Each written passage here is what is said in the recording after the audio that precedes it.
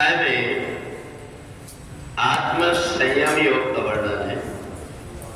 यदा विनेतम चित्तम आत्मन्येवावतिष्ठते निष्परा सर्वकामेभ्यो योक्तेत्युच्यते तदा। भगवान कहते हैं कि हे अर्जुन, जब तक मन संपूर्ण रूप से संयमित होकर के निश्चल भाव से आत्मा में अवस्थित नहीं होता, तब तक मन के अंदर इच्छाएं उत्पन्न होते हैं। हमारे जो शरीर है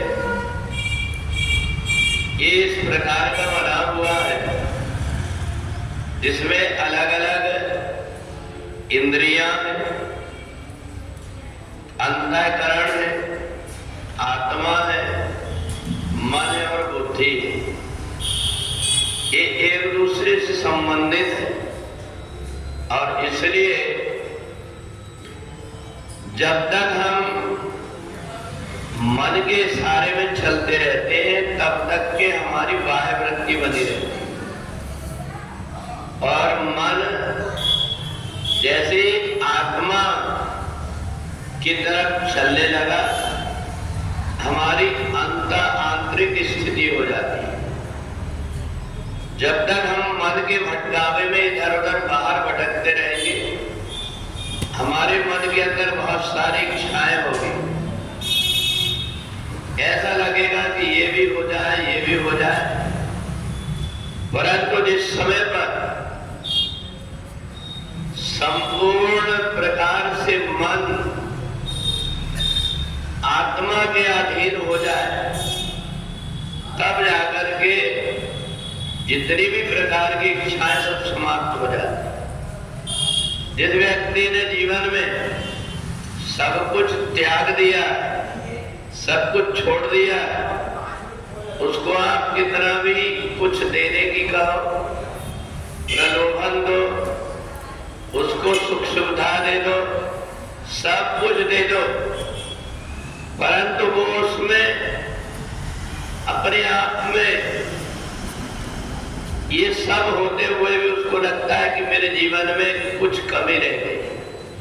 और जब वो अपनी आत्मा की तरफ जाता है, प्रजात यदा कामान सर्वान पाप मनोगतान, मन की जितनी प्रकार की इच्छाएं हैं उनको व्यक्ति ने बाहर त्याग दिया, फिर उसके लिए संसार की कोई वस्तु की आवश्यकता नहीं होती। कोई चीज उसको मिल जाए तो भी उसको कोई परेशानी नहीं, और कोई वस्तु उसको ना भी मिले तो भी किसी प्रकार की परेशानी नहीं है। ये आत्म संयम योग है। हम बाहर से कितना भी अपने आप को संभाल ले, परंतु जब तक हम अपने आत्मा को नहीं संभालेंगे, हमारे अपने आप की इच्छाएं जब तक के बनी रहेगी, तब तक ही व्यक्ति के जीवन में दरिद्रता है। और जिस दिन ये आत्मा अपने आप में स्थिर हो गई, उसके लिए मिट्टी और सोना दोनों बराबर है। जिस व्यक्ति को अपने अंग में कोई सोना पहनना ही नहीं, उसको चाहे मिट्टी दे दो या सोना दे दो, उसके लिए दोनों बराबर होती।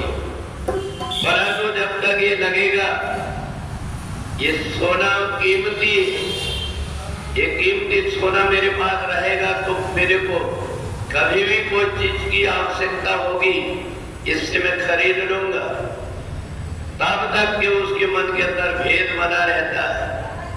सुनी जय सुबह के जा पंडिता सुंदर सुना।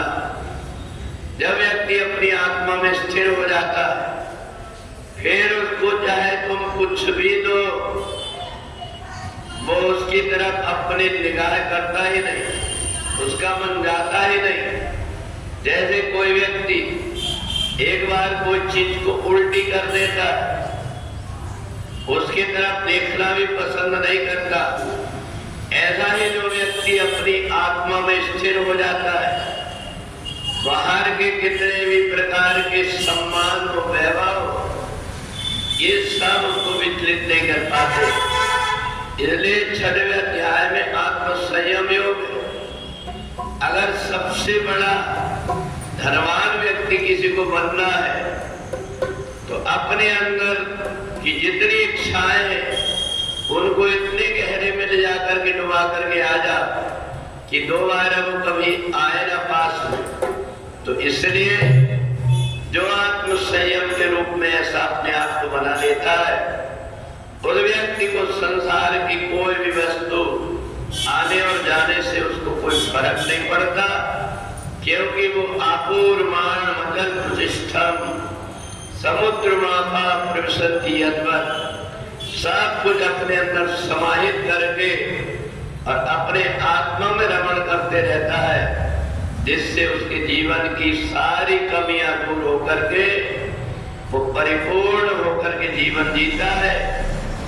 जन्म हो तो भी, मृत्यु आए तो भी, दोनों में विचलित न होकर के संभाव से आत्म संयमी योगी रहने लगता है। बोले वृंदावन बिहारी लाल।